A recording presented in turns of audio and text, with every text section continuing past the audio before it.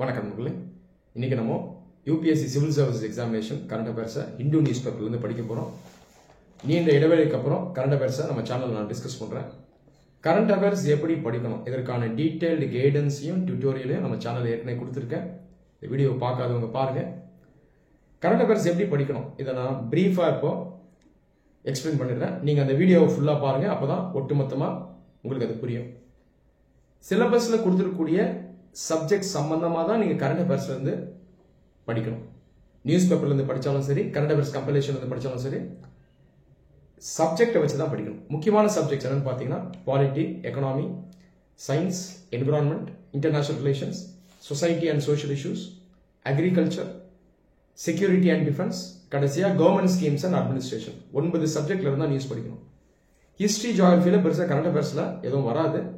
சில நேரத்தில் வரும், வந்துச்சுன்னா அதையும் சேர்த்து நீங்கள் படிக்கணும்.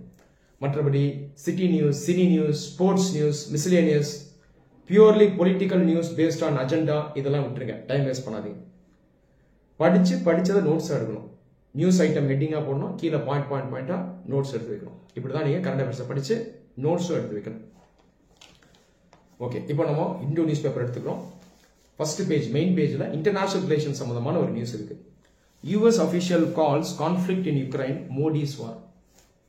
US அமெரிக்காவை சேர்ந்த ஒரு அபிஷியல் அதிகாரி யுக்ரைன் ரஷ்யா வார மோடியினுடைய வார்னு சொல்லியிருக்காரு. மோடிஸ் வார்னா என்ன அர்த்தம்? இந்தியாவுடைய வாரம், அது நம்மளுடைய போரம், நம்மளால தான் அந்த போர் நடக்குதா அப்படின்னு சொல்லியிருக்காரு.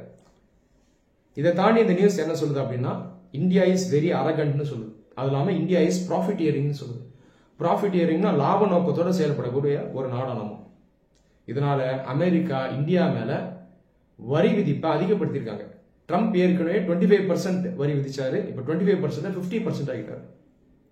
எக்ஸ்ட்ரா 25% வரி ஏன்னு பார்த்தீங்கன்னா, ரஷ்யாவோட நம்ம வர்த்தகத்தை வச்சிருக்கணும். இந்த வர்த்தகத்தினால தான் ரஷ்யா நம்ம கிட்ட இருந்து சம்பாதிச்சு நாமளும் நலம் பெற்று, இந்த கூட்டணியால ரஷ்யா யுக்ரைனை அடிச்சு இன்னைக்கு போர் செஞ்சுட்டு இருக்கு அப்படின்னு இவங்க சொல்றாங்க. இது உண்மையான்னு கேட்டீங்கன்னா அது உண்மை கிடையாது. ஏன் அப்படிங்கிறது நான் சொல்றேன். இந்த யுக்ரைன் ரஷ்யா வார் நடக்குது இல்லையா, இந்த யுக்ரைன் ரஷ்யா வார பேர்ல தான் நம்ம யுக்ரைன் ரஷ்யா வார்னு சொல்றோம். இதற்கு ஒரு பெரிய பின்னணி இருக்கு. இந்த யுக்ரைன் ரஷ்யா வார் எதனுடைய ஒரு பின்னணின்னு கேட்டீங்கன்னா, கோல்டு வார் அப்படின்னு சொல்லக்கூடிய ஒரு அரசியலுடைய பின்னணி. செகண்ட் வேர்ல்டு வார் முடிஞ்சதுக்கு அப்புறம் கோல்டு வார் ஆரம்பிக்குது. இந்த கோல்டு வார் பீரியட்ல 2 சூப்பர் பவர்ஸ் இருந்தாங்க இந்த வேர்ல்ட்ல. 2 வல்லரசுகள், ஒன்னு அமெரிக்கா, இன்னொன்னு USSR.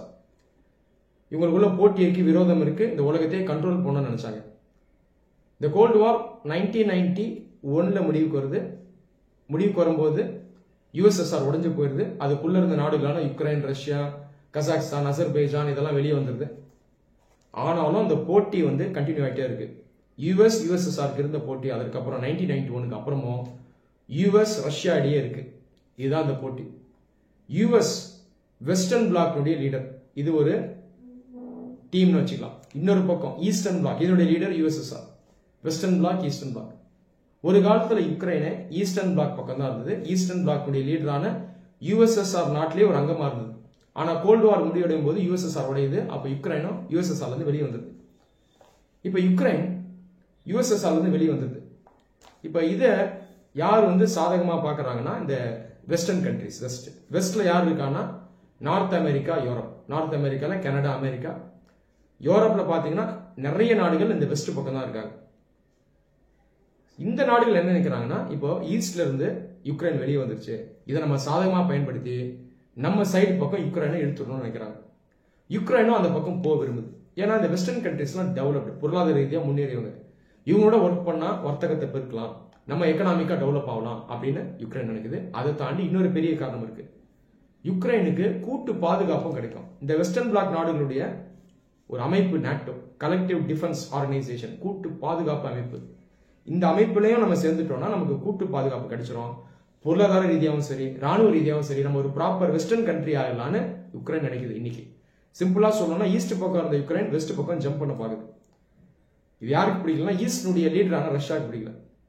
ஏன்னா யுக்ரைன் அந்த பக்கம் போயிருச்சுன்னா, நாட்டோக்கு மெம்பர் ஆயிடுச்சுன்னா, நாட்டோனுடைய சோல்ஜர்ஸ் இருக்காங்க பாருங்க, அவங்க ரஷ்யன் பார்டர் வரைக்கும் வந்துருவாங்க. அப்போ ஒரு பெரிய நாடு, யூரோப்ல இருக்க நாடு வெஸ்ட் பக்கம் போயிருச்சுன்னா, வெஸ்ட்னுடைய ஆதிக்கம் தன்னை நோக்கி வந்துடும். இது இருக்கக்கூடாது அப்படின்றதுக்காக இவன் அந்த பக்கம் போறதுக்கு முன்னாடியே இவன் அவனை அடிக்க ஆரம்பிச்சிட்டான். ரஷ்யா யுக்ரைன் அடிக்க ஆரம்பிச்சிட்டாங்க. அந்த போர் ஆரம்பிச்சு இப்போ 3 ஆண்டுகளுக்கு மேல போயிட்டு இருக்கு. இதுதான் அந்த Ukraine Russia war. Ukraine Russia வாருக்கு இந்தியாவுக்கும் சம்மந்தம் கிடையாது. இது ஆரம்பிச்சு வச்சது இந்தியா கிடையாது. இது ஆரம்பிச்சு வச்சதுன்னு ஒருத்தவங்க பேசிட்டோம்னா ஆரம்பிச்சு வச்சது பாத்தீங்கன்னா அமெரிக்காவும் ரஷ்யாவும் தான். அமெரிக்கா ஒரு முக்கிய காரணம். ஸோ இவங்க இந்தியாவை குற்றம் சாட்டுறது நியாயமானதே கிடையாது. சரி, இப்போ எண்ணெயை ரஷ்யா கிட்ட இருந்து வாங்குறாங்க. ரஷ்யாவோட நம்ம வர்த்தகம் பண்ணிட்டு இருக்கோம். இதனால நம்ம ரஷ்யாவுக்கு ஹெல்ப் பண்றோம், இதனால இந்த ரஷ்யன் வாருக்கு நம்ம சப்போர்ட் பண்றோம்னு சொல்றாங்க இல்லையா? அதுவும் நியாயம் கிடையாது. ஏன்னா அமெரிக்காவே ரஷ்யாவோட இன்னும் ட்ரேட் பண்ணிட்டு இருக்குது. அதெல்லாம் நிறைய ஐரோப்பிய நாடுகளும் ட்ரேட் பண்றாங்க. அமெரிக்கா யூரோப் எங்க இருக்காங்க? வெஸ்ட் பக்கம் இருக்காங்க. இவங்களுமே ரஷ்யாவோட ட்ரேட் பண்றாங்க. ஆனா இந்தியா மேல செலக்டிவா குற்றச்சாட்டு வைக்கிறாங்க. இது நியாயம் கிடையாது. இந்த காரணத்தால அமெரிக்கன் கவர்மெண்ட் 50% டாரிஃப்ஸ் அப்ளை பண்ணிருக்காங்க. இது நியாயமற்றது. இந்த மாதிரி டாரிஃப்ஸை ரொம்ப அதிகப்படுத்துறாங்க பாருங்க. இந்த கான்செப்டை எக்கனாமிக் ப்ரொடெக்ஷனிசம் அப்படின்னு சொல்றோம். எக்கனாமிக் ப்ரொடெக்ஷனிசம் அப்படின்றது ஒரு நாடு நியாயமான சில ரெஸ்ட்ரிக்ஷன்ஸை ட்ரேட்ல வைக்கலாம், வர்த்தகத்தில் வைக்கலாம், தன்னுடைய பொருளாதாரத்தை பாதுகாக்கிறதுக்கு. இதை சேஃப் கார்டுன்னு சொல்லுவாங்க. ஆனால் அந்த சேஃப் கார்டை மீறி, நியாயமான ரெஸ்ட்ரிக்ஷன்ஸை மீறி அதிகப்படியா ரெஸ்ட்ரிக்ஷன்ஸை வைக்கிறாங்க, தடைகளை வைக்கிறாங்கன்னா அது எக்கனாமிக் ப்ரொடெக்ஷனிசம். இப்ப பாருங்க, 50% அவர் டாரிஃப் வைக்கிறார். இது ரொம்ப அதிகப்படியானது, தேவையில்லை. இது எக்ஸாம்பிள் ஆஃப் எக்கனாமிக் ப்ரொடெக்ஷனிசம். புரியுதுங்களா? ஸோ எக்கனாமிக் ப்ரொடெக்ஷனிசம் மூலமா அவங்க என்ன பண்றாங்கன்னா அவங்களுடைய எக்கனாமியை ப்ரொடெக்ட் பண்ணிக்கிறாங்க. இன்னொரு பக்கம் அரசியல் ரீதியாகவும் மற்ற நாடுகள் மேல அழுத்தம் செலுத்துறாங்க. அப்ப இந்தியா மேல டாரிஃப்ஸ் இன்க்ரீஸ் பண்றதுல 2 மெசேஜ் இருக்கு. ஒன்னு, என்னோட நீ வர்த்தகம் பண்ணணும் அப்படின்னா என்னுடைய இன்ட்ரெஸ்ட்டை நான் ஃபர்ஸ்ட் சேஃப் கார்ட் பண்ணிப்பேன், அதனால டாரிஃபை இன்க்ரீஸ் பண்ணுவேன். அதை தாண்டி பொருளாதார ரீதியாகவும் நீ ரஷ்யாவோட க்ளோஸா ஒர்க் பண்ற, அது எனக்கு பிடிக்கல, அங்கிருந்து நீ வரணும், இதற்கு இன்னும் நான் டாரிஃப்ஸை இன்க்ரீஸ் பண்ணுவேன். ஸோ இதுதான் இந்த tariff war between India and US. India மேல மட்டும் இல்லை, இதுக்கு முன்னாடி சைனா போன்ற நாடுகள் மீதும் ட்ரம்ப் வந்து இந்த டாரிஃப்ஸை இன்க்ரீஸ் பண்ணாரு, அதுக்கப்புறம் கொஞ்சம் குறைச்சிருக்காரு. ஸோ இந்த நியூஸ் இதுதாங்க. நீங்க எடுத்தவொடனே நியூஸ் பேப்பர் படிக்கும் போது எல்லாத்தையும் மனப்பாடம் பண்ணலாம். நீங்க வந்து கான்செப்ட்ஸா படிக்கணும், கான்செப்டோட சேர்த்து தேவையான ஃபேக்ட்ஸை மனப்பாடம் பண்ணணும். ரைட்டா? முதல்ல படிக்க ஆரம்பிக்கும் போது முதல் ஒரு 2 பேராகிராஃப்ல மெயினா ஃபோக்கஸ் பண்ணுங்க. இதுல தான் அந்த மெயின் நியூஸ் இருக்கும். அதற்கப்புறம் நீங்க தொடர்ந்து படிக்க நீங்க வந்து இன்னும் பெட்டரா புரிஞ்சுப்பீங்க. எடுத்த உடனே அவசரப்படாதீங்க, கிராஜுவலா தான் படிப்பீங்க. கிராஜுவலா தான் நாலேஜை இம்ப்ரூவ் பண்ண முடியும். ஒரு சில மாதங்களில் நீங்க நல்லா ஸ்ட்ராங் ஆயிடுவீங்க. சரி, இப்போ அமெரிக்கன் கவர்மெண்ட் இந்தியா மேல குற்றச்சாட்டு வைக்குது. ஆனா அமெரிக்காக்குள்ள இருந்தே நமக்கு சப்போர்ட் இருக்கு. அமெரிக்கால 2 முக்கியமான கட்சிகள், டெமோக்ராட்ஸ், இன்னொன்னு ரிபப்ளிகன்ஸ். எப்படி இந்தியாவில் காங்கிரஸ் பிஜேபி மாதிரியும் அங்க வந்து ரிபப்ளிகன்ஸும் டெமோக்ராட்ஸும் இருக்காங்க. இன்னைக்கு ட்ரம்ப் இருக்காரு, அவர் எந்த கட்சி சேர்ந்தவர்னா ரிபப்ளிகன். இவங்க இந்தியாவுக்கு அந்த அளவுக்கு ஃப்ரெண்ட்ஸா இல்ல தற்போதைக்கு, அன்பார்ச்சுனேட்டா. ஏன்னா அவங்களுடைய நிலைப்பாடு இப்படிதான் இருக்கு. ஆனா இன்னொரு கட்சி இருக்கு பாருங்க, டெமோக்ராட்ஸ். அவங்க இந்தியாவை சப்போர்ட் பண்றாங்க. இதை நம்ம சாதகமா யூஸ் பண்ணுவோம். மென் ஆதிக்கம்னு சொல்லுவாங்க, சாஃப்ட் பவர். சாஃப்ட் பவர்ன்றது ஒரு நாடு இன்னொரு நாட்டில் இருக்க மக்களை இன்ஃபுளுன்ஸ் பண்ணணும், நட்புறவை ஏற்படுத்தணும், அவங்கள நமக்கு சாதகமானவங்களா மாற்றணும். இதெல்லாம் சாஃப்ட் பவர் மூலமா பண்ணலாம். ஸோ சாஃப்ட் பவர் யூஸ் பண்ணி இன்னொரு நாட்டுக்குள்ளே நமக்கு சாதகமாக சில பேர் இருக்காங்கன்னா அவங்களோட பேச்சுவார்த்தை நடத்தி அந்த ரிலேஷன்ஷிப்பை ஸ்ட்ரென்தன் பண்ணணும். இப்போ நாளைக்கு ட்ரம்ப் ஆட்சி விட்டு போயிட்டாருன்னா டெமோக்ராட்ஸ் மறுபடியும் வரதுக்கான வாய்ப்பு அதிகம். இப்போ அவங்க மறுபடியும் ஆட்சிக்கு வரும்போது நம்மளோட க்ளோஸாக ஒர்க் பண்ணுறதுக்கான வாய்ப்பு அதிகம். ஸோ இதெல்லாம் நம்ம யோசிக்கணும். இதுதான் இந்த சப்ஜெக்ட், இன்டர்நேஷனல் ரிலேஷன்ஸ். சரிங்களா? அடுத்தது இன்னொரு நியூஸ் பாருங்க, ரைட் ஹேண்ட் சைடில் இருக்கு. Pre test for census 2027 to be conducted in October November. Census அப்படின்றது கணக்கெடுப்பு. 10 வருடத்துக்கு ஒரு முறை இந்தியாவில் சென்சஸ் நம்ம நடத்திட்டு வந்தோம். ரீசெண்டா இந்த கோவிட் பேண்டமிக் பீரியட்ல சென்சஸ் டிஸ்ரப்ட் ஆயிடுச்சு. கடைசியா நம்ம 2011 தான் சென்சஸ் கண்டக்ட் பண்ணோம். சென்சஸ்ல இருக்கிறது அபிஷியல் டேட்டா. இன்னைக்கு வரைக்கும் அந்த 2011 சென்சஸ் தான் யூஸ் பண்றோம்.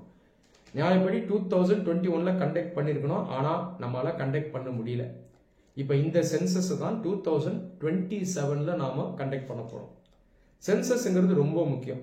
மக்களுடைய அந்த டேட்டாவை கலெக்ட் பண்ணுவாங்க.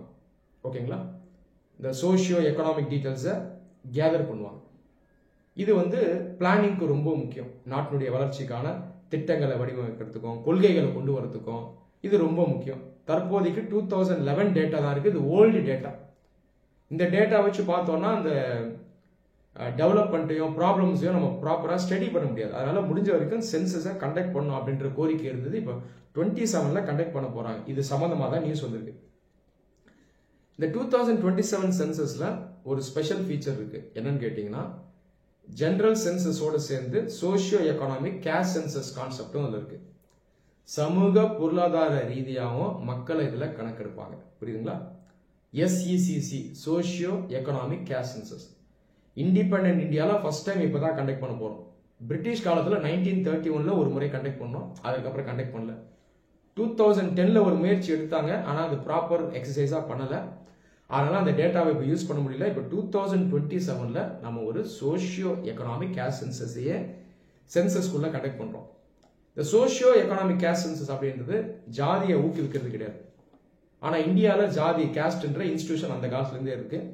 மக்களுடைய ஏற்றத்தாழ்வு, உயர்வு, அவங்க சந்திக்கிற பிரச்சனைகள் இதெல்லாமும் கேஸ்ட்ங்கிற ஒரு கான்செப்ட் டிட்டர்மைன் பண்ணுது.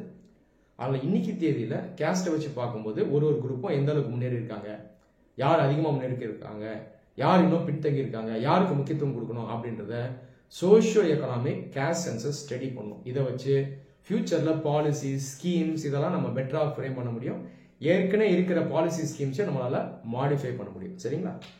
இதுதாங்க கான்செப்ட். இதில் நீங்கள் என்ன பண்ணணும்னா ஃபர்தராக சில ஃபேக்ட்ஸை லேர்ன் பண்ணணும். Registrar and census commissioner RGCCI இவர் ஒரு ஆஃபீஸர், இது ஒரு இன்ஸ்டிடியூஷன். இதை நோட் பண்ணணும். இந்த மாதிரி ஃபேக்ட்ஸ் எல்லாம் பிலிம்ஸ்ல நம்ம எதிர்பார்க்கலாம். RGCCI. ஸோ இவர் என்ன பண்ணியிருக்காருன்னா ப்ரீ டெஸ்ட் நடத்தப்படும் சொல்லியிருக்காரு. ஆக்சுவல் சென்சஸ் முன்னாடி ஒரு ப்ரீ டெஸ்ட் நடத்தணும்னு சொல்லியிருக்காரு. யாருக்கு இதை இன்ஃபார்ம் பண்ணியிருக்காருன்னா டைரக்டரேட்ஸ் ஆஃப் சென்சஸ் ஆபரேஷன் இந்த ஸ்டேட் லெவல்ல ஆபரேஷனை கண்டக்ட் பண்ணக்கூடிய ஒரு அமைப்பு இருக்காது, directorate of census operations DCO. இதையும் நீங்க நோட் பண்ணி வைக்கணும். அடுத்து இந்த ப்ரீ டெஸ்ட் 2 ஃபேஸ்ல நடக்குமா. ஒன்னு வந்து house listing and house schedule, இன்னொன்னு பாப்புலேஷன் எனுமரேஷன். ஃபர்ஸ்ட் ஃபேஸ் வந்து இந்த ஹவுசஸை வச்சு கணக்கிடுறது, இரண்டாவது மக்களை வச்சு கணக்கிடுறது.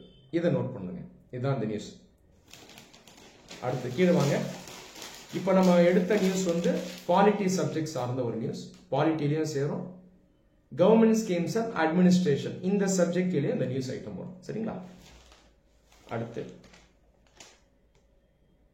2 terrorist soldiers killed during operation in Jammu Kashmir. இது எந்த சப்ஜெக்ட்னா டிஃபென்ஸ் அண்ட் செக்யூரிட்டி. மெயின் சிலபஸ்ல இன்டர்னல் செக்யூரிட்டின்னு ஒரு டாபிக் இருக்கு. அதுவே டிஃபென்ஸ் அண்ட் செக்யூரிட்டி கீழே வரக்கூடிய ஒரு டாபிக் தான். வருஷம் ஃபுல்லா நீங்க டிஃபென்ஸ் அண்ட் செக்யூரிட்டியில படிக்கும் போது அதுல இன்டர்னல் செக்யூரிட்டிக்கும் சேர்த்து படிச்சிருப்பீங்க.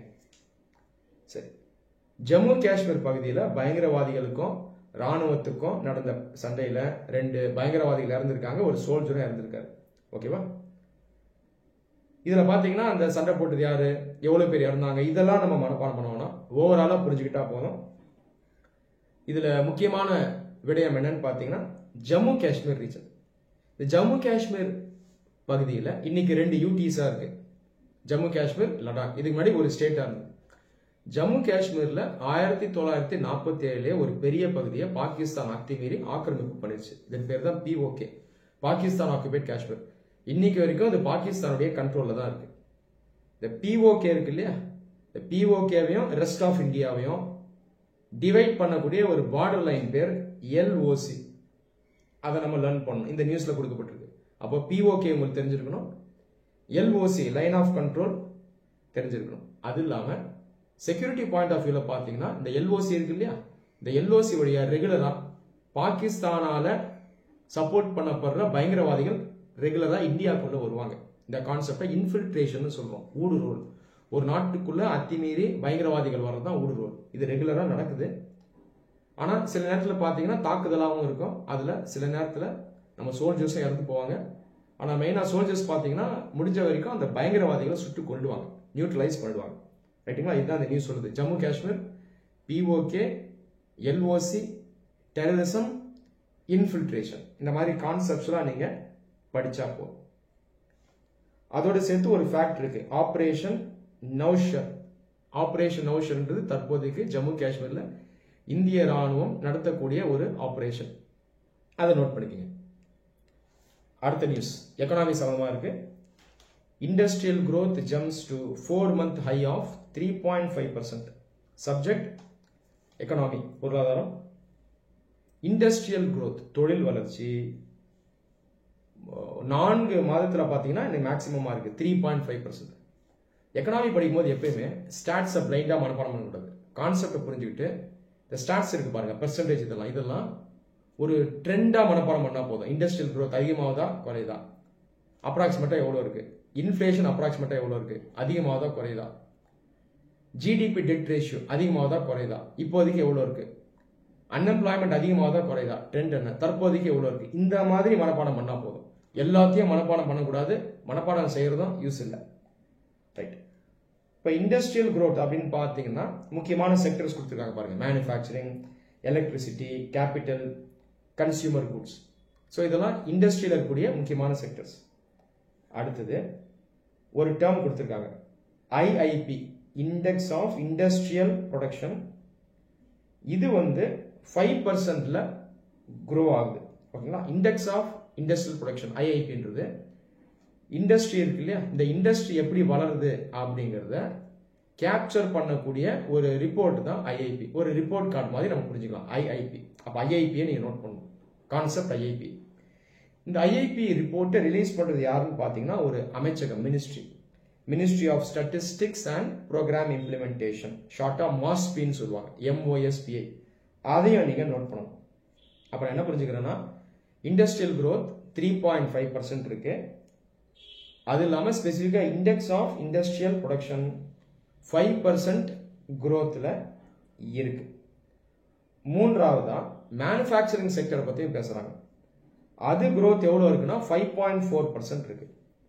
ஓகேங்களா? இந்த அளவுக்கு படிச்சா போதும். ஸ்பெசிஃபிக்காக மேனுஃபேக்சரிங் வரும்போது 5.5ன்னு ஒரு ரஃப் ஃபிகர் வச்சுக்கோங்க. ஐஐபின்னு வரும்போது 5% ரஃப் ஃபிகர் வச்சுக்கோங்க. அது இல்லாமல் ஒட்டுமொத்தமாக இண்டஸ்ட்ரின்னு வரும்போது 3.5%. அப்போ நம்ம என்ன புரிஞ்சுக்கிறோம்னா இண்டஸ்ட்ரியல் growth இருக்கு, மேனுஃபேக்சரிங் growth இருக்கு, ஐஐபி இண்டெக்ஸும் வளர்ந்துகிட்டு இருக்கு. ஆனால் எதிர்பார்த்த அளவுக்கு வளரல. இதுதான் அந்த நியூஸ் சொல்லுது. அடுத்து எடிட்டோரியல் பேஜ். எடிட்டோரியலில் நிறைய மித்ஸ் இருக்குங்க. பொதுவாகவே எடிட்டோரியல் ஃபுல்லாக படிக்கணும், இதில் தான் நீங்கள் மெயினாக கவனம் செலுத்தணும் இப்படிலாம் சொல்லுவாங்க. இதெல்லாம் உண்மை கிடையாது. எடிட்டோரியலும் ஒரு நியூஸ் ஐட்டம் தான். எடிட்டோரியல் கொஞ்சம் இன்டெப்த்தாக இருக்கும். எடிட்டோரியலில் நம்ம எதை எடுக்கணும்னா இந்த எடிட்டோரியல்ஸ் பார்த்தீங்கன்னா அனாலிசிஸ் நமக்கு கொடுக்கும். Positive, negative, opportunity, returns, advantage, disadvantage இதெல்லாம் பற்றி எழுதியிருப்பாங்க. ஸோ இதை நீங்கள் பாயிண்ட்ஸ் எடுத்து வைக்கணும். இப்போ ஒருத்தர் எழுதுறாரு அப்படின்னா, எக்கனாமிக்ஸ் ஒருத்தர் ஒரு டாப்பிக்கை பற்றி எடிட்டோரியல் எழுதுறாருன்னா அவருடைய வியூ என்னங்கிறது முக்கியம் இல்லை. ஒரு ஸ்கீமை பற்றியோ பாலிசி பற்றியோ எழுதுறாருன்னா நிறைய குறைகளை எப்படி ஐடென்டிஃபை பண்ணுறாரு, நல்லது கெட்டது எப்படி சொல்கிறாரு, வே ஃபார்வர்ட் ஃபியூச்சரில் அந்த ஸ்கீமை பெட்டர் ஆகிறதுக்கு என்ன சொல்கிறாரு, இதை மட்டும் நீங்கள் கலெக்ட் பண்ணால் போதும். புரியுதுங்களா? இதுதான் எடிட்டோரியல். அந்த ரைட்டர் சொல்கிற அந்த ஜட்ஜ்மெண்ட் அப்படியே நீங்கள் எடுக்கக்கூடாது, அவர் செய்கிற அனாலிசிஸை எடுக்கணும். பேஜ் நம்பர் 13ல் எக்கனாமியில் ஒரு எடிட்டோரியல் வந்திருக்கு. பார்லேன்னு சொல்லுவாங்க, 2 பேர் பேசுகிற மாதிரி இருக்கும், வியூஸை கொடுப்பாங்க. Should states be compensated for revenue loss from GST reforms? GST வரி இருக்கு இல்லையா, இந்த வரியை இப்போ சீர்திருத்தம் பண்ணலான்னு முடிவெடுத்திருக்காங்க சென்ட்ரல் கவர்மெண்ட். ஆனால் அதில் பிரச்சனை என்னன்னா, சீர்திருத்தம் நல்லதுதான், டாக்ஸ் ரேட்டை குறைக்க போறாங்க. ஆனால் இது இன்டைரக்டா ஸ்டேட்ஸ் அஃபெக்ட் பண்ணும். காரணம் என்னன்னா, மக்களுடைய வரியை குறைச்சாலும் மக்களுக்கு சுமை குறையும். ஆனால் மாநிலங்கள் இருக்காங்க பாருங்க, இவங்களுக்கு வருவாய் கம்மியாயிரும். இதுதான் பிரச்சனை. இதை பற்றி தான் இந்த பார்லி பேசுதுங்க. ஸோ எக்கனாமிக் சப்ஜெக்ட்ல ஜிஎஸ்டிங்கிறது என்னன்றது நீங்கள் கான்செப்ட்லாம் படிக்கணும். அது ஒரு இன்டைரக்ட் டாக்ஸ். ஒரு காலத்தில் service tax, customs, excise, sales tax எல்லாம் தனித்தனியாக இருந்தது. இது எல்லாத்தையும் ஒன்றிணைத்து இன்டெகிரேட்டடாக ஜிஎஸ்டிங்கிற ஒரு டாக்ஸாக இன்னைக்கு அமல்படுத்துறாங்க. ஜிஎஸ்டிங்கிற கான்செப்ட் நல்ல கான்செப்ட் தான். பல நாடுகளில் ஜிஎஸ்டி இருக்கு. இது கேஸ்கேடிங்கை குறைக்கும். நிறைய பேர் நிறைய லெவல்ஸில் டாக்ஸை திரும்ப கட்டுறதை குறைச்சு, டாக்ஸ் சுமையை குறைச்சு டெஸ்டினேஷன் பேஸ்டு டாக்ஸாக அது இருக்கும். ஓகேங்களா? இதுதான் அந்த ஜிஎஸ்டி. ஜிஎஸ்டி இருக்கிறதுனால ஒரு நாட்டுக்குள்ள இன்வெஸ்ட்மெண்ட்டும் பெட்டரா வரும், மேனுஃபேக்சரிங் செக்டரும் வளர்றதுக்கு ஜிஎஸ்டி ஹெல்ப் பண்ணும். இதுதான் ஜிஎஸ்டி. ஃபர்தரா புக்ல படிக்கும் போது நான் சொன்னதெல்லாம் நீங்க நேச்சுரலா படிப்பீங்க. சரி, இப்போ இந்த கரண்ட் அஃபேர்ஸ்க்கு வருவோம். ஜிஎஸ்டியை ரீஃபார்ம் பண்றாங்க. ஜிஎஸ்டியில் இதுக்கு முன்னாடி 4 ரேட்ஸ் இருக்குங்க. 5%, 8%, 28%, 12% இருக்கு.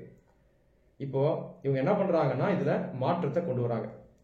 The Ministry of Finance subsequently said that a large Part of these reforms involved moving GST from the current 4-tier system to a predominantly 2-tier structure of 5 and 18%. இது மாதிரி 4-tier rate இருந்தது.